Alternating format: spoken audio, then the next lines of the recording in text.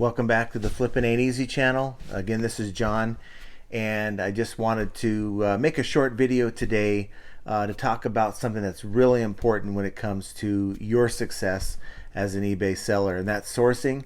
And I'm going to tell you what I'm doing, and it's a good idea if you start looking in this direction as well.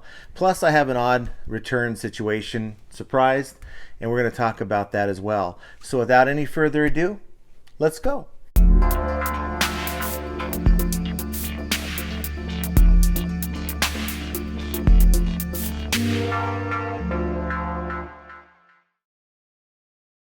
As I mentioned in the onset of this video, sourcing is the way you succeed in this game of reselling. And so sometimes you have to take a chance, and that's sort of what I did. Took a chance on a pallet of basically 16 boxes of Amazon customer returns, and these are labeled as general merchandise, so I really didn't have any idea what I was getting into. I'm not going to go into the supplier. Don't want to really give you a whole lot of details as far as that, and it's for the obvious reasons. I mean, I don't want to create my own competition by giving leads on where to find this kind of stuff. But essentially, I spent, it's about, I think I spent $670. That's total with all the fees and everything, for about $7,000 MSRP. Now, when it comes to MSRP, a lot of times liquidators like to inflate that, but I noticed that certain liquidators are a little bit more accurate than others, and so I'm fairly confident in this particular MSRP. I wanted to take a chance, but I don't want to go out and buy a ton of this stuff if it's just going to be, when you're dealing with general merchandise with Amazon sells anything from potato chips to, video games to, you name it. And I just didn't want to end up with a lot of product that I wasn't going to be able to move. So I took a shot, and I bought one of these lots with approximately $7,000 MSRP. And I got to tell you, I'm very surprised. I was expecting a lot of junk. I found 2 items in this lot that pretty much, once I sell it, it's going to make up, it's going to pay for the entire lot.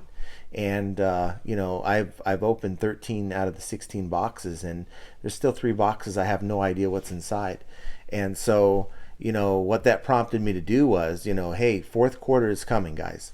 And what you need to do is you need to really consider getting in on buying your merchandise right away. I bought another 56 boxes of this stuff. And so I'm looking at around a $3,000 investment for about a $35,000 MSRP estimate. Maybe a little bit less than that when it's all said and done, and maybe a little bit less than that. But that's 10 cents on the dollar. And if I'm listing these items, if 75% of these items are in the condition of at least used to like new, and anywhere in between, sometimes brand new, I'm looking at maybe a 60 to 70% MSRP return. Now, after fees and everything, shipping, I'm probably looking at 30 to 40% of MSRP, which means I've tripled my money. And that's the goal. And by loading up now, I'm going to have plenty of merchandise for Q4. And really, I think online is going to be huge for Q4. A lot of other people have said this as well. You're going to have a big reluctancy of people wanting to go out for Black Friday. I just think that people are going to be more willing to purchase items that are open box or maybe even used, whereas maybe they never thought of doing that before, mainly because their paycheck really isn't what it needs to be for them to go out and splurge for Christmas. And they're going to still buy online, but I think they're not going to spend as much, and by getting more for their money by buying on eBay and getting deals. And so that's why I'm loading up. I'm expecting Q4 to be quite huge. I can tell you that things have turned around on my store. Of course, I'm listing, I'm continually listing. I kind of started over. When I moved to this particular location a couple months ago, at the time, I pretty much wiped out my entire store. and started listing all over again. And I got rid of some stuff that wasn't really selling. When you move, you sort of decide to get rid of things that you really aren't doing a whole lot with. I liquidated some stuff, and so my stores aren't really as large as they used to be. I'm going to use this time and really put the foot to the pedal and get some items on there, because come mid-October, when people start buying for Christmas, all this stuff I'm buying, it's not going to do me any good if it's not up for sale. And so I can't wait until mid-October to start buying this stuff either, because that's when a lot of people are going to start thinking, hey, I need to buy stuff for Q4. And if you're thinking along the lines of, I'll wait a couple more weeks before I start sourcing, you're going to be sort of late to the game. And I told my wife, I'm going to buy as much as I can, and we're just going to do the best we can to move this stuff, because it's imperative. I don't want to be spending $1,000 for the same merchandise I'm spending $600 to $700 for. And so my advice to you, look into your sourcing. Use my 40 by 40 model that I talked to you about, where you take, if you have a $10,000 MSRP, multiply that by 0.4. That's what you should expect to make with all things being equal.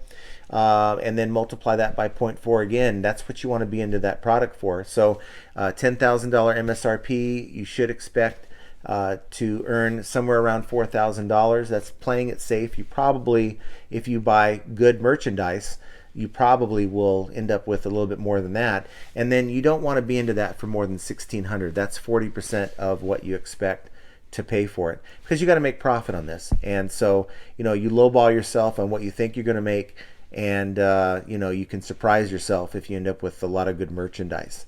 And so if we look at the model that I'm looking at, 90% MSRP, and I know a lot of you guys are really down on MSRP, but really when you have no manifest to work with, really, and you're taking a chance like I did, and this particular source I found is really going to work for me.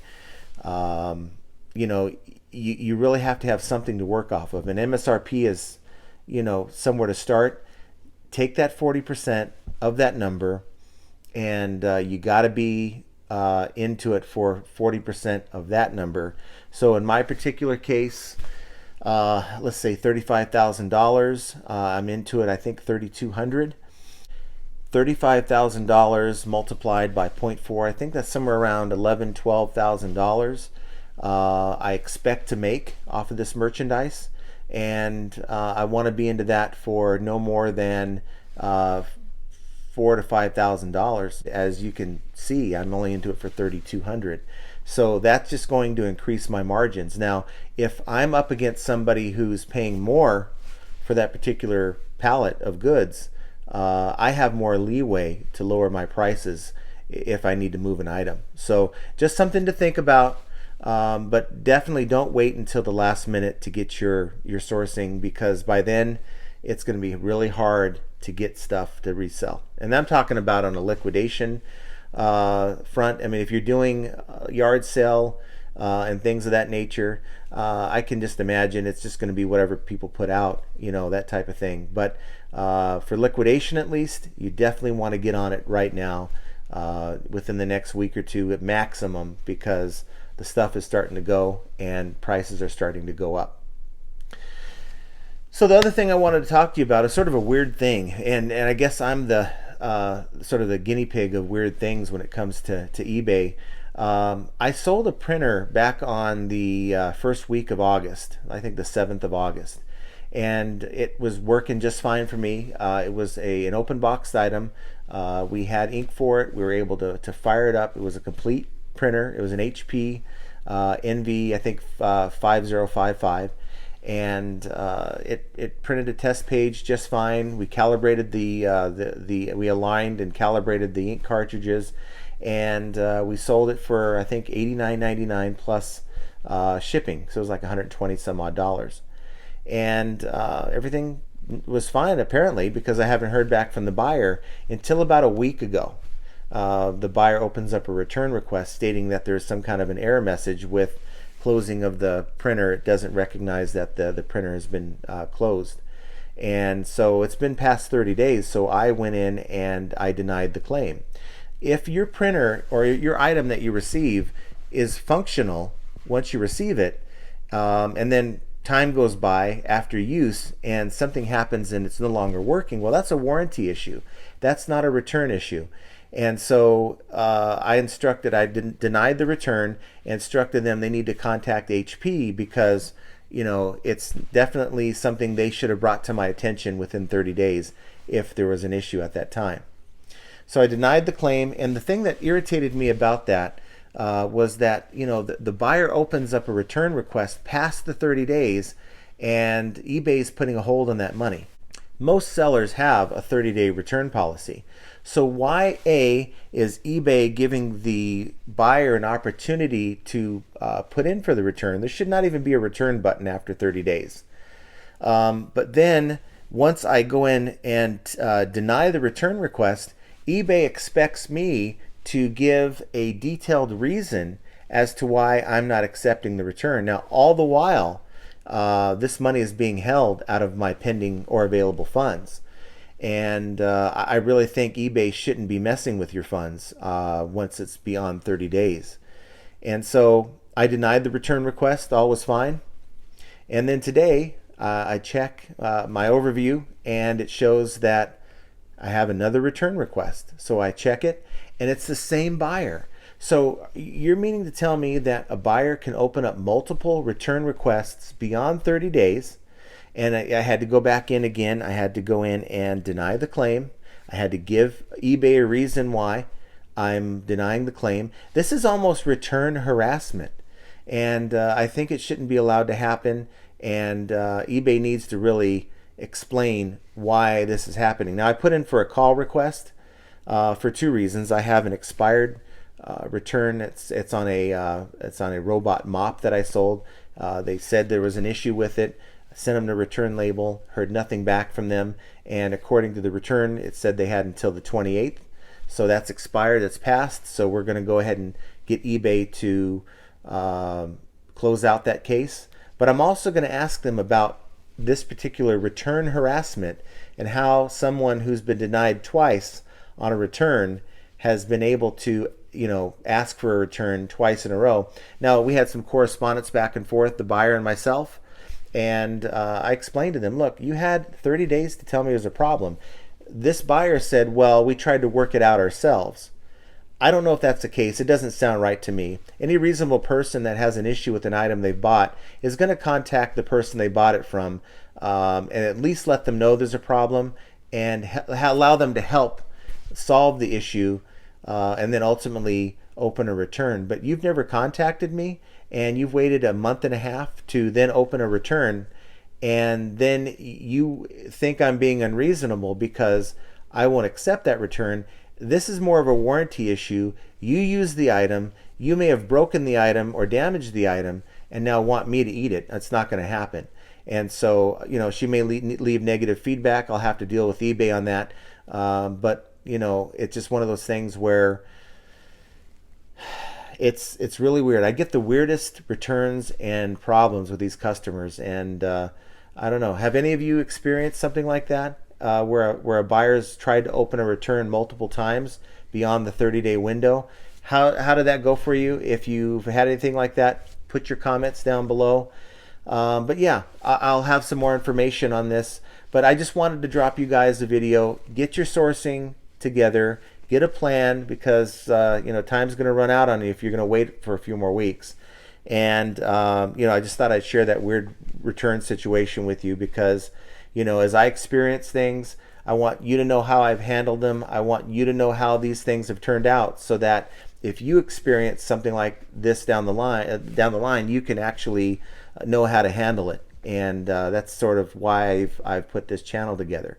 So please do me a favor. We've gone this far. For those of you who've actually made it this far through the video, please hit that like button. That lets eBay know that I'm making pretty decent videos. Please hit that subscribe button, subscribe to my channel if you haven't already, and hit that notification bell icon so that you can be notified of any future videos. Just a programming note, I want to shout out to EbayAddicts, their channel on YouTube. Check it out. I'm going to be on his channel on Friday afternoon at 3 p.m. Pacific time. That's 6 p.m. Eastern time. And it's going to be a live stream. His channel at EbayAddicts, they interview a lot of up-and-coming YouTube eBay channels. And I guess my channel fits into that category. And we're going to talk some eBay stuff. So tune in, check out his channel, hit his notification bell as well so that you can be notified and reminded of when that live stream is going to happen. Tune in, ask your questions. I'll be there to answer any questions that you guys might have. So with that said, I just want to again, thank you for tuning into this video, and remind you to keep sourcing, keep listing, and just do your best, and let's get ready for Q4. So with that said, have a great rest of your week.